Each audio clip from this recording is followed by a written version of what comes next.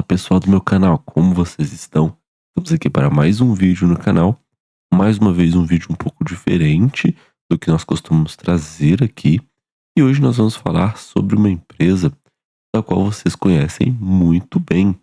E eu vou colocar aqui a minha tela em evidência. E nós estamos falando de Latam.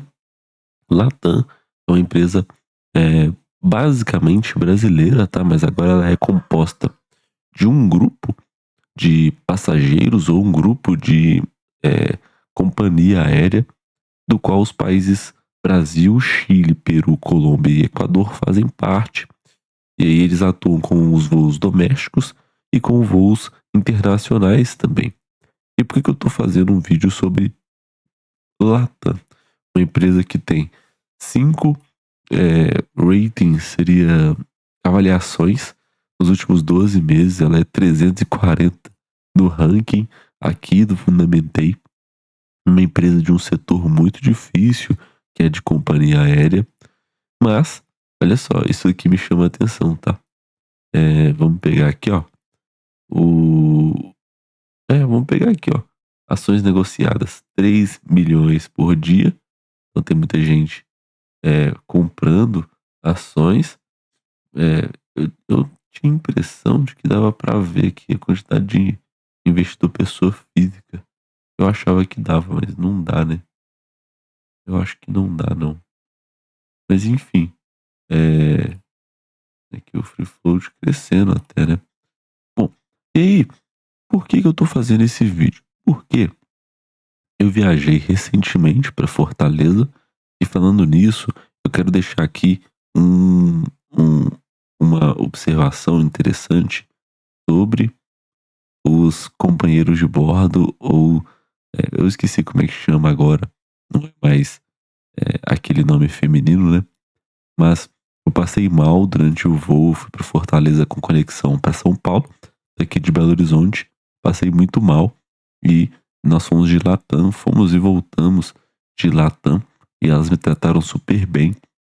Então, queria deixar esse registro de que eu fui bem atendido aqui pela Latam. Bom, e aí é por isso, tá?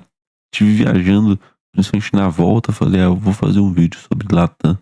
Quero dar uma olhada nos resultados lá de Latam, uma empresa que tem aí 42 anos, tem um IPO feito há 28 anos, né? Ano do meu aniversário, e tá listada lá na Bolsa de Nova York com um patrimônio, um market cap, né, de 13 bilhões de dólares, né? Bom, é uma empresa que agora tem surfado uma onda interessante.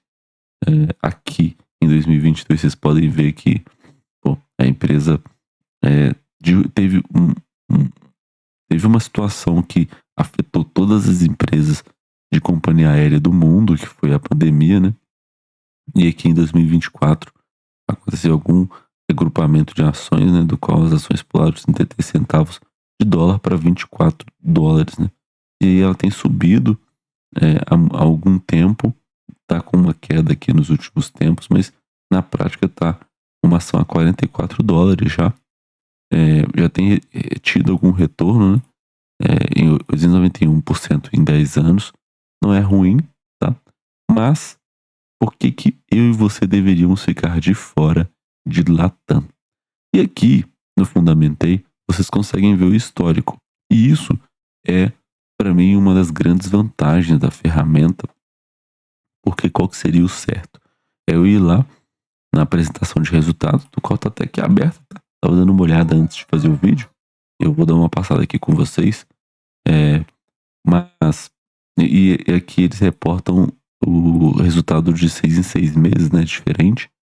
Porque como a empresa tá listada lá em Nova York, aí eles têm que seguir as regras de Nova York, né? E não as regras da B3.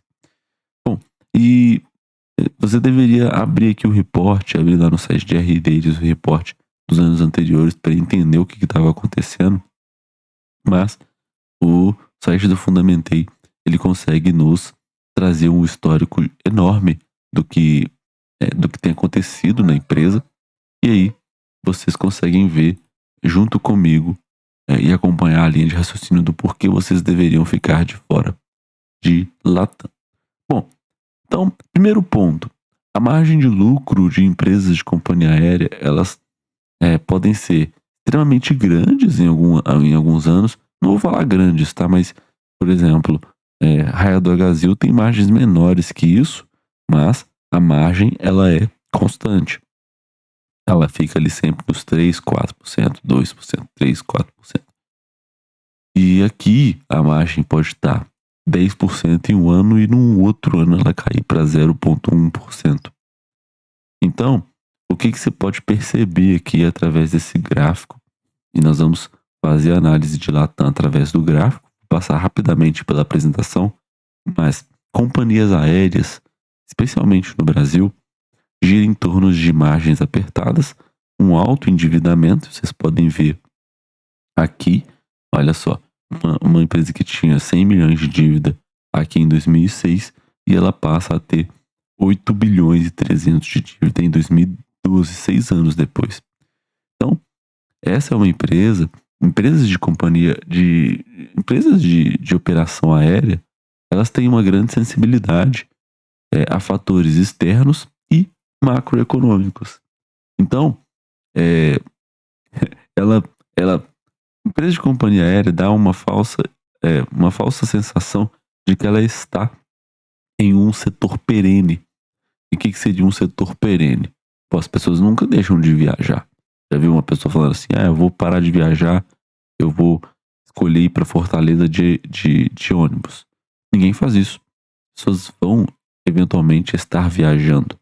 Mas o Warren Buffett fala que as companhias aéreas são máquinas de queimar dinheiro ou são armadilhas de valor. E ele está falando justamente a verdade.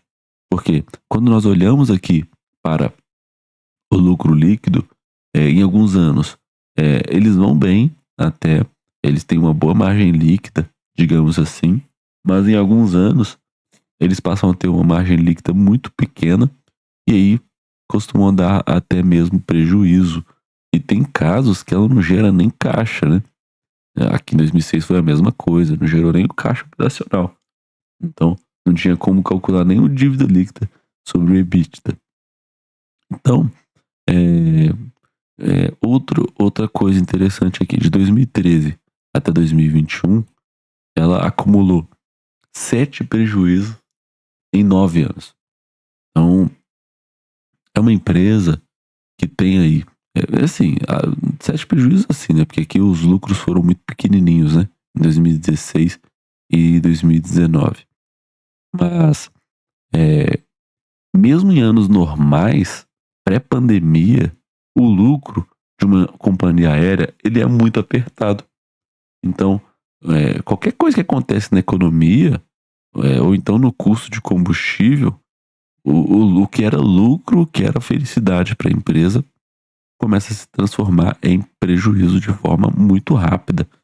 Aí é muito rápido. Isso aqui é de um ano para o outro. Ó, de um ano aqui, ó. 2010 estava bem, aí 2011 piorou, em 2012 piorou muito, 2013 veio prejuízo. Então, o que dá para perceber aqui só na tela e conhecendo um pouco do setor de companhia aérea, tá? Não sou o maior especialista de companhia aérea, mas o que dá para perceber aqui com essa tabela é que o calcanhar de Aquiles é que a dívida, essa dívida aqui, ó, pega aqui, ó, a dívida de 8 bilhões de dólares, uma dívida que já chegou a bater 9 bilhões de dólares e agora tá em 5. Mas por que essa dívida é tão alta? Porque a dívida, ela é justamente para adquirir querosene de aviação, que é o combustível deles, ou para fazer arrendamento ou compra de aeronaves. E todos esses dois custos, eles estão atrelados em dólar. Então, então não tem jeito. O dívida líquida sobre o EBITDA vai bater aqui, às vezes, 440 vezes o EBITDA. Né? A empresa não consegue. Você vai ver a dívida da empresa explodindo frente ao seu caixa operacional e você vai ficar de mãos atadas como investidor, porque o que você consegue fazer? A empresa se descontrola. Por quê? qualquer alta do dólar já acaba encarecendo o combustível e a dívida acaba aumentando também de forma simultânea. Enquanto a empresa, ela não ganha em dólar. Então é difícil acompanhar o custo dela mesmo. Porque ela vai ganhar em real, ela vai ganhar em peso aqui, chileno, não sei se é peso, mas ela vai ganhar nessas moedas aqui desses países e o custo vai aumentar em dólar. Então esse custo acaba aumentando de forma exponencial, tá? Então, qualquer alta do dólar ali já começa a destruir a margem da empresa e já começa a destruir o caixa. E assim, após essa reestruturação que aconteceu aqui em 2023, pelo que parece, a empresa tá indo bem. Mas quem garante que daqui a pouco ela não vai voltar a dar prejuízo novamente, né? Então, bom, não dá nem para deixar de citar aqui, né, crises que, pô, acabaram atingindo o mundo inteiro, levou a empresa a pedir recuperação judicial. Então ela estava ali com um prejuízo de quase 5 bilhões de dólares, uma dívida líquida de quase 10 bilhões de dólares. Então ela precisou fazer além dos conflitos, né? Pô, se uma empresa, se um país começa a brigar aí por causa do petróleo, o preço logo em seguida começa a refletir lá o preço do dólar começa a refletir no querosene, começa a refletir quando ela for ter que trocar suas aeronaves, né? E aí, dando um contexto rápido do que aconteceu aqui em 2013, que deve chamar a atenção de vocês, né? A empresa estava bem aqui em 2010, em 2013 já começou a ficar esse caos todo, com a dívida aumentando muito, especialmente em 2012. Bom, o que aconteceu aqui nesse período é que houve uma desvalorização cambial muito forte, o dólar começou a aumentar muito nesses anos, e aí isso sufocou o lucro líquido da empresa, né? Fazendo aqui até um sacrifício do EBITDA, porque a empresa começou a ter um custo elevado do seu combustível e isso levou aqui ao prejuízo. Então, foi aqui combustível caro, também teve uma questão aqui da dívida líquida aumentando, especialmente no ano de 2012, porque, vocês sabem, dívida leva a resultados financeiros negativos e isso atrapalha lá no lucro líquido também. Acaba não atrapalhando no EBITDA, mas no lucro líquido acaba atrapalhando. Então, isso foi o que aconteceu aqui. E aí nós podemos passar um pouco para a apresentação de resultados, né? Vamos olhar aqui um pouco para a apresentação deles. Bom, aqui eles falam que eles transportaram mais de 20 milhões de passageiros. Teve aqui um crescimento de 8,3%, pelo que parece, na receita deles, né? Trazer alguns resultados, né? A empresa está recomprando ações, está com um programa de recompra de ações. Então, isso é bacana, né? Tá tentando trazer valor para o seu acionista. Tá tendo um EBITDA muito positivo, com altos crescimentos, né? Ano contra ano. Teve um lucro aqui com avanço de 60% versus o segundo semestre de 24, né? Então a empresa parece estar se recuperando bem daqueles anos monstruosos de prejuízo na pandemia, e tá com uma administração interessante, né? Mas temos que lembrar que ela tá surfando uma onda de combustíveis com preços estáveis e ela também não tá tendo que trocar os aviões, né? A frota dela nesse tempo. E aqui ela demonstra o resultado por frente, né? O Brasil ele é tão relevante aqui para o resultado da companhia, assim como internacional, que eles trazem aqui o Brasil separado, e aqui esse SSC é o Equador, o Chile e a Colômbia, né? Então, aí também tem o Peru. Então eles demonstram aqui que eles tiveram uma pequena queda de passageiros, teve queda de passageiros, teve uma pequena queda de receita, né? Mas apesar disso, aumentou aqui, né, esse PRASC, não sei o que é isso, mas de forma geral você consegue ver que a empresa tem melhorado suas operações, né? Ela fala aqui de modernização, fala que do NPS dos passageiros. Ela fala aqui um pouco, né, do número, né? Então aqui teve uma receita de 3,2 bilhões de dólares. O número de passageiros aumentou, né? O cargo também. Aqui você vê como é que tá os custos com combustível, né? Eles decresceram de um ano para o outro. Então a empresa consegue ganhar margem aqui. Então, nesses anos é tudo mil maravilhas, mas quando esse combustível aqui começar a aumentar o valor, aí, meu amigo, fica difícil. E aqui a margem, né? A margem aumentando. Então são anos de ouro aqui para Latam.